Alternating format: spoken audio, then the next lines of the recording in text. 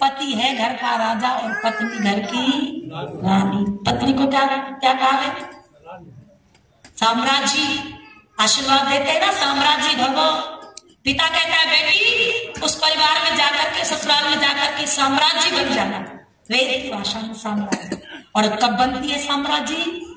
जो दहेज ले जाती है ना, इस दहेज की चमक से साम्राज्य नहीं बनता है। जो चेहरे की चमक है, जो सुंदरता है, ये सुंदरता भी एक दिन बोलो ढल जाएगी। इस सुंदरता से भी साम्राज्य नहीं बनेगी। और बेटी यदि साम्राज्य बनना है तो केवल एक ही तरीका है। जिस परिवार में जा रही है, पति के मन के ऊपर, पति के माता पिता के मन के ऊपर, पति के भाई बहन के मन के ऊपर जिस दिन तू राज्य स्थापित कर लेगी, यानी उनके दिलों को जीत लेगी, जिस दिन किससे? प्यार से, समर्पण से, अच्छे व्यवहार से, त्याग से, तो क्या बन जाएगी? साम्राज्य बन जाएगी। देखो बेटा तो कितने कुल का दीपक है? एक कुल का दीपक। और बेटियां डेयरी का दीपक, 2 कुलों का दीपक। जब डेयरी पर दीपक रख देते हैं तो वो घर के अंदर भी प्रकाश करता है और घर के बाहर भी प्रकाश करता है। बेटियां डेयरी का दीपक है जो पिता परिवार यानी माता पिता के घर को भी जगमगा देती हैं, और जहां जाती हैं वहां भी बड़ा संघर्ष, इतना आसान नहीं। गृहस्थ जीवन में बहुत विचित्र प्रकार की समस्या है। बताओ बहनों को, एक मोबाइल है, पति दिन भर मोबाइल में लगा रहता है, जब पूछती है कि क्या कर रहे हो उसमें, बोले कुछ नहीं कर रहा। एक लॉक लगाया हुआ है मोबाइल में। अच्छा बताओ, जब विवाह संस्कार हुआ था, बोले मेरे मित्र हैं, मैं उनसे बात करता हूं। विवाह संस्कार जब होता है तो उसमें कितनी सुंदर प्रतिज्ञाएं, सप्तपदी भव की प्रक्रिया है, उसमें 7वां कदम जब साथ चलते हैं तो उसमें एक बड़ा सुंदर सा संकल्प है,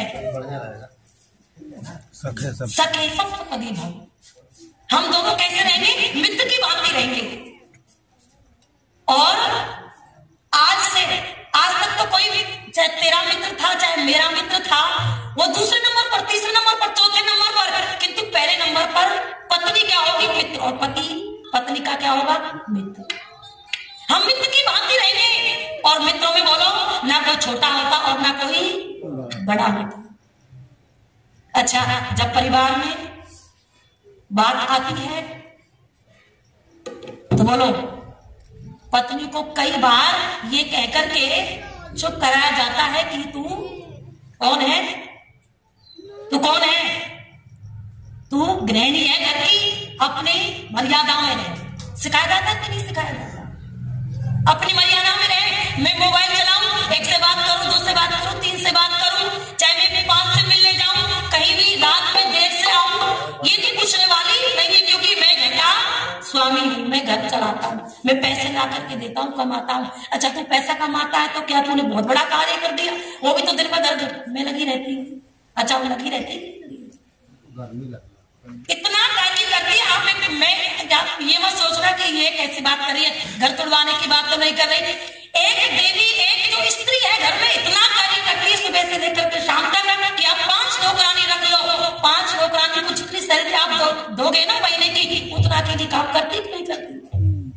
एक बच्चे को संभालना, वो जब 1, 2, 3, 4 साल का नहीं हो जाता, तब तक मैंने देखा अपनी बहनों को, मैं देखती हूँ अपनी भाभी को, मैं देखती हूँ अपनी माताओं को, सुबह रात भर वो सोने नहीं देता, टट्टी पेशाब करता है, दूध पीता है? उसकी सारी एनर्जी बच्चे को जाती है, सारी रात सोती नहीं, जागती है। सास क्या कहती है? दिन भर पता नहीं क्या लगी रहती है, पूरा काम पड़ा हुआ है, दिन भर रात भर बेटे के साथ जागी है। वो छोटा सा जो बालक है, कभी पेशाब कर देता है तो उसका लत्ता बदलना है जी, कभी उसका पजामा बदलना है, खुद गीले में सोती है, रात भर जो है वो सोने नहीं देता, और सुबह होते ही नींद आ रही है, तुम सोती नहीं है, बोलो तुम्हारे लिए रोटी चाय पानी बनाती है कि नहीं बनाती है? और फिर भी ये कहते पता नहीं दिन भर घर में पड़ी पड़ी क्या करती हो, पता नहीं घर में दिन भर पड़ी पड़ी। अनेकों तरह के ऐसे जो है व्यंग्यात्मक इन माता बहनों को व्यंग भी सुनने पड़ते हैं। एक नई आई घर में, अब नाश्ते की प्लेट लेकर के जब नाश्ता कर लिया आती थी उन्हें, तो उठाने लगी तो उसमें से एक प्लेट जो है बड़े थाल में से निकल के नीचे गिर गई। तो ये सास, ये तो घर का सीएम है जी, सीएम ये जो है, और वो कहती है अच्छा, वो प्लेट गिरी तो बहू के हाथ से कहती है अच्छा तुझे प्लेट भी पकड़ना नहीं आया अभी तक? तेरी माँ ने मुझे यही सिखाया। इसका जो नेटवर्क है ना वो जियो की सिम से भी बहुत हाई रहता है। मेरी माताओं में ना एक बात अपनी जो है पल्लू में बांध करके ले जाना आप।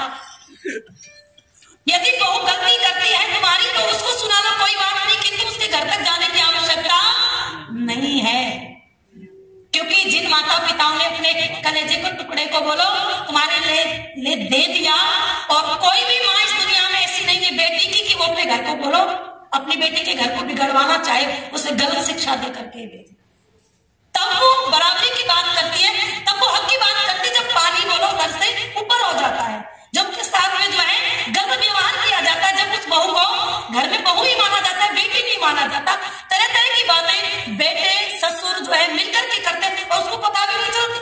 अच्छा बताओ, जो तुम्हारे घर का सारा काम करे तुम उसे छुप छुप करके बातें करते हो, अलग गोष्ठियां बनाते हो, उसको पता नहीं चलने देते, घर का हिसाब किताब तुम उसको नहीं बताते, चाहते, बस उससे चूल्हा चौके तक जो है सीमित रखते हो, तो बताओ तुमने उसको कहां अधिकार दिया बराबर का? दिया नहीं। आज इस समाज की सच्चाई है, कहती तेरी माँ ने तुझे यही सिखाया। अब वो एक प्लेट गिरी थी, इसने 6 की 6 प्लेट और घेर दी और कहने लगी ये जो पहली प्लेट टूटी थी ना, ये अपने मायके से लाई थी, और ये 6 प्लेट टूटी ये भी अपने मायके से लाई थी। अब तो करना जो करना। किंतु एक समझदार सास भी है, नई नई घर में आई बहू, इसने जो है पराठे बनाए। वो रसोई की रस्म होती है ना, जब भोजन बनाती है बहनें, तो इसने पराठे अभी बना रही है, अभी सोच रही है अगर ज्यादा घी लग गया तो सास ये सोचेगी कि इसने कुछ देखा नहीं है, और अगर कम ज्यादा लगा दिया तो ये सोचेगी ढाने वाली आ गई, कम लगाया तो इसने कुछ देखा नहीं। अब इसने मीडियम जो है घी लगाया पराठों पर, 1-2 पराठे रह गए, घी खत्म हो गया, ऊपर रखा हुआ था घी। इसकी हाइट थोड़ी मेरी तरह छोटी थी, ये उचक करके सब पहले तो सास को देखती है तो नहीं पास में, बाहर किसी से चर्चा कर रही है, एकदम से एड़ी पर जो उचकी और उचक करके जो है इसने वो मिट्टी का कनस्तर जिसमें घी रखा हुआ था ऊपर से नीचे उतारा, और जल्दी जल्दी में इसने जो घी कटोरी में किया, इसके हाथ चिकने हो गए, रखने लगी तो कनस्तर टूट के नीचे गिर गया, सारा का सारा जो है फैल गए, बिखर गए। अब वो कनस्तर की आवाज सुनकर के ये सास बाहर से भीतर आई, कहने लगी क्या हुआ बेटा? बोले माँ देखा वो तो कनस्तर टूट गया। कोई बात नहीं बेटा, तुझे कहीं चोट तो नहीं लगी? कोई बात नहीं बेटी, कोई बात नहीं, तू जाए काम कर, परात लेकर का चौड़ा सा बर्तन लेके आई। बोले चल एक जो है जग गर्म पानी करवाया, और जो बिखरा हुआ घी था सास ने उसको एक बड़े से पात्र में डाला, गर्म पानी डाल दिया, वो मिट्टी थी नीचे बैठ गई और घी था वो ऊपर आ गया। कहती बेटी घी चाहे पूरा बिखर जाए कोई टेंशन नहीं, पर तुझे चोट तो नहीं, बस यही चाहिए मुझे। तो अच्छा बताओ घर में प्यार प्रेम बढ़ेगा नहीं बढ़ेगा? और जो तेरी माँ ने तुझे यही सिखाया। मेरी माता बहनों, मोबाइल जो है ये बहुत बड़ी एक समस्या है। मित्र की भांति रहेंगे हम, कोई कुछ छुपा हुआ नहीं होगा। और यहाँ पर जो है वधु से वर ये भी कहता है कि दुनिया के जितने भी सुख हैं मैं हम दोनों साथ में मिलकर के भोगेंगे, किसी भी सुख को हम अलग छुप करके नहीं भोगेंगे। बेटियां बड़ा जो है तप करती हैं, बड़ा तपस्या करती हैं, जाती हैं, जिसने उस परिवार को कभी देखा नहीं, 2-5 मिनट में ही बोलो उस परिवार में जाते ही घुल मिल जाती है, उस परिवार को अपना परिवार बोलो। और दामाद चाहे 10 साल हो गए हो विवाह को, किंतु अपने सास ससुर के परिवार को कभी अपना परिवार स्वीकार नहीं करता ही ऐसे लोग उसमें, और वो 5 दिनों में भी बोलो उस परिवार को अपना परिवार बना लेती है। इसलिए ये देरी का दीपक है जो एक कुल को नहीं 2 कुलों को जो है प्रकाशित कर देती हैं। और देखो आपके यहाँ धान बहुत खाया जाता है, जो चावल है, मैंने तो आज खाया, बड़ा स्वादिष्ट, और कई प्रकार के व्यंजन उसमें मिला करके चटनी पता नहीं क्या क्या, बड़ा सुंदर आप भोजन यहाँ चावलों का करते हैं। ये जो धान है ना, ये पहले तैयार किया जाता है, इसकी पौध, और उस पौध को उखाड़ के दूसरे स्थान पर लगाया जाता है ताकि उसकी उन्नति हो, वो फलीभूत हो। ऐसे ही बेटियां पैदा तो कहाँ होती? पिता के कुल में, और पिता उनको उन्नति के लिए कहाँ भेजता है? पति के कुल में भेजता है। और ये कहता है बेटी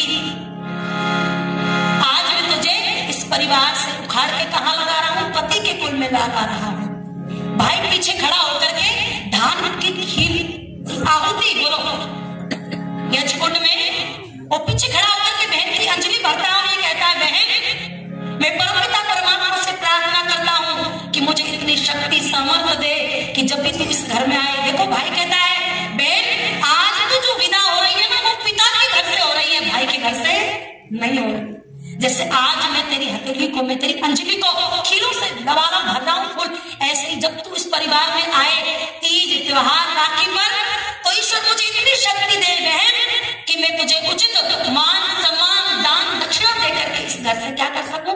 विदा कर सकूं। और बहन जैसे खीर चल रही है, देखो संसार में खीर से सफेद वस्तु कोई और नहीं, इसलिए और वो विशेषता उसकी ये भी है कि वो खीर जो है धान से बनती है, और धान एक जगह पहले पौध तैयार की जाती है, फिर उसको दूसरी जगह लगाया जाता है। धान की पौध की उपमा जो है बेटी के लिए दी है कवियों ने। तो आओ बड़ा सुंदर सा भजन लिखा हुआ है कि